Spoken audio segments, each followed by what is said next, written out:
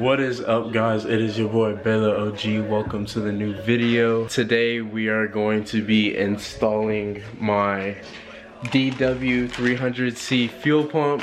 I have yet to open this package. I vowed that I wasn't gonna open this package until I made a video about it. So let's get to it. This man Andres got started on the install already. If your seat is still here, all you have to do is just reach under the seat and pull that little tab right there. And then you're gonna come up to this little circle thing right here and unscrew 4 of those, what are they, Phillips head? Yeah, next you wanna disconnect this wire harness. Let's see if I can do it with one hand. Oh, come on, dog. There you go. Alright, so we got the wiring harness off, and then at this point, you want to grab some paper towels or some rags that you don't care about and put them under these fuel lines right here, that one and that one right there. Maybe it's just, oh yeah. There you go.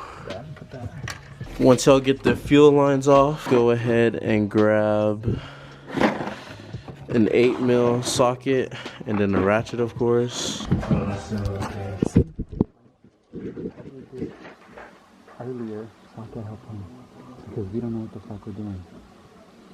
When you're trying to pull out the fuel pump assembly, make sure you worry about this little floater piece thing right here, and you got to pull it out at an angle. Yeah. It's gonna so be it's positioned like this. Yeah. You want to just lean it, and you might spill a little bit of gas. That's why you got to add the rags, but lean it and then. And then just pull it out. So you can take this off. Don't lose it though, because you are gonna need that. And then you could take this off. This is kind of a pain to take off. You can just go like this. And then set that to the side. Then you start to unplug the electrical, which is right underneath it. I mean, let's see how much gas. Oh, we got like, whoa, whoa, whoa, whoa. Before y'all start working on the electrical tabs, empty the gas first so you don't spill gas on yourself or on whatever workspace you're working on, and it can be gas free. After you get the electrical out, you kind of just want to move it out the way so you're not gonna snag any lines or anything like that. And then honestly, see, okay, yeah, I would say get the gas out, because now, see what we got to do now? When you compress it, oh, I gotta take that clamp off. Yeah, that little you gotta take this little C clamp off. That's a very important piece. Critical. Don't lose this. So be careful taking it off, because if you just try to yank it off, you could lose it. So be very careful. When you're trying to separate this part from this assembly right here, the spring might get caught in this little hole.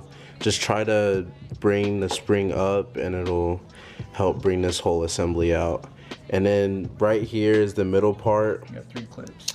With the fuel pump, and there's gonna be 3 clips. There's gonna be one right here, one right there, and then another one right there.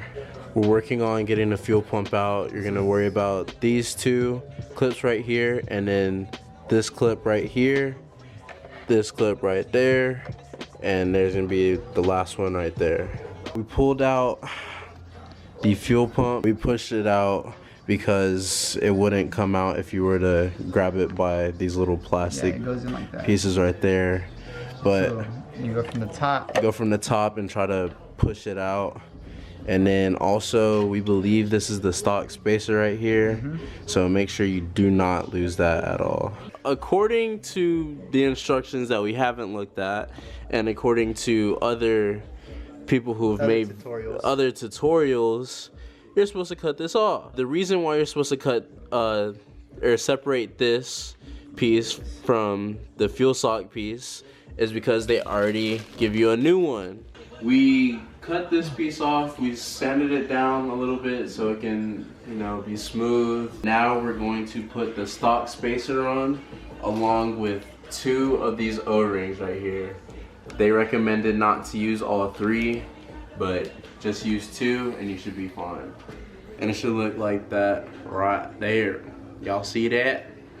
That's perfection. Once you've taken care of the spacer and the O-rings, come down to the bottom of the fuel pump and attach this fuel sock. We put everything back together. We have the fuel pump in the little bucket over there. We put the spring back on along with the little C clamp right there, if it'll focus.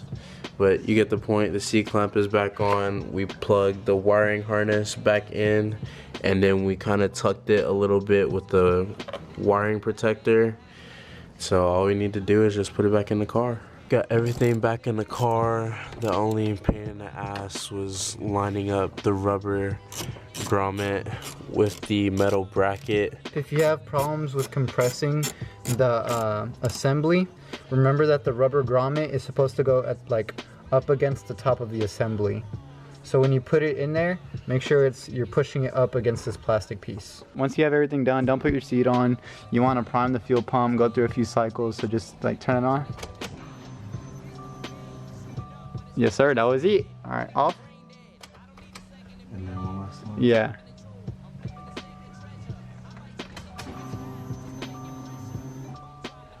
Alright, and then you should be straight to turn the car on.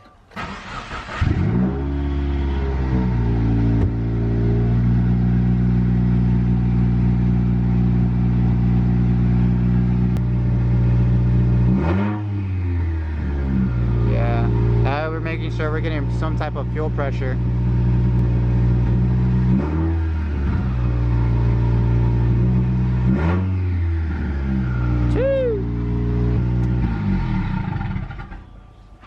And then I think that's, you put your seat back, we're all good. Install is complete.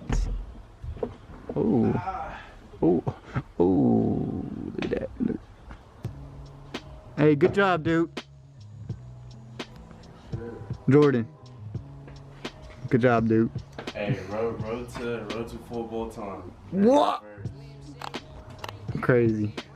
That concludes today's install, guys. I hope you all enjoyed watching. Be on the lookout for more vids, as I still need to install my ETS intake and my Cobb Flex Fuel Kit before I get this custom E-Tune from Johnson Tuning. If you enjoyed the video, don't forget to like, comment, subscribe, and also share with your family and friends. And I'll catch you guys in the next video. Peace.